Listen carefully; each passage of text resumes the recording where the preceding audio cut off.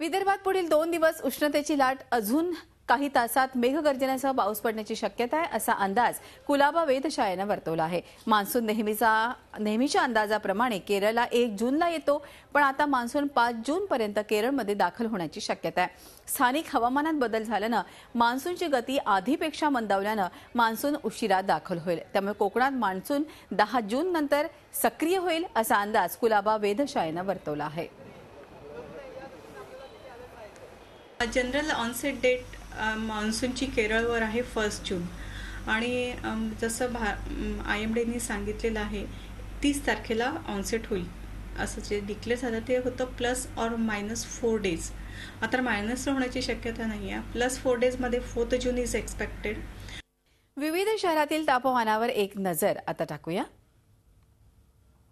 उष्णतेची लाट कायमच आहे।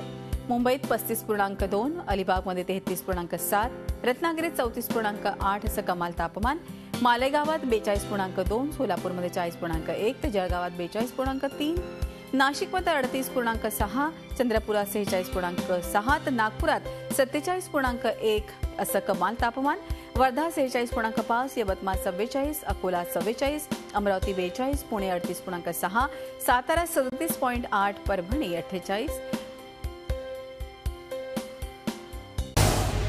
झी 24 तास रहा एक पाऊल पुढे।